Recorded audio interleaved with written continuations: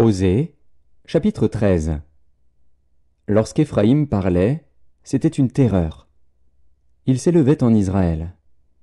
Mais il s'est rendu coupable par Baal, et il est mort. Maintenant ils continuent à pécher, ils se font avec leur argent des images en fonte, des idoles de leur invention.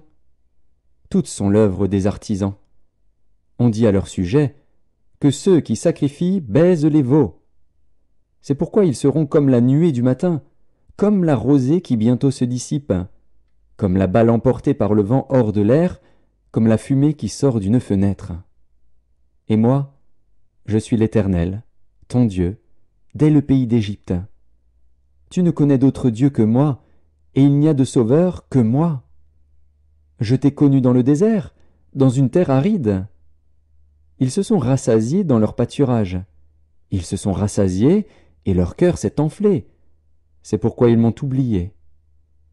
Je serai pour eux comme un lion, comme une panthère. Je les épierai sur la route. Je les attaquerai comme une ours à qui l'on a enlevé ses petits, et je déchirerai l'enveloppe de leur cœur. Je les dévorerai comme une lionne. Les bêtes des champs les mettront en pièces. Ce qui cause ta ruine, Israël, c'est que tu as été contre moi, contre celui qui pouvait te secourir. Où donc est ton roi? Qu'il te délivre dans toutes tes villes. Où sont tes juges, au sujet desquels tu disais « Donne-moi un roi et des princes ». Je t'ai donné un roi dans ma colère, je te l'ôterai dans ma fureur. L'iniquité d'Éphraïm est gardée, son péché est mis en réserve. Les douleurs de celle qui enfante viendront pour lui. C'est un enfant peu sage, qui, au terme voulu, ne sort pas du sein maternel.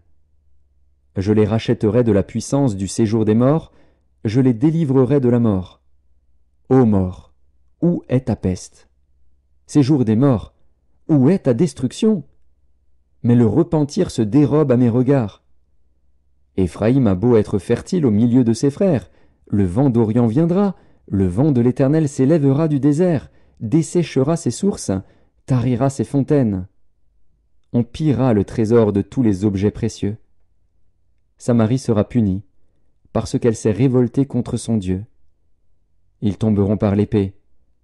Leurs petits enfants seront écrasés, et l'on fendra le ventre de leurs femmes enceintes.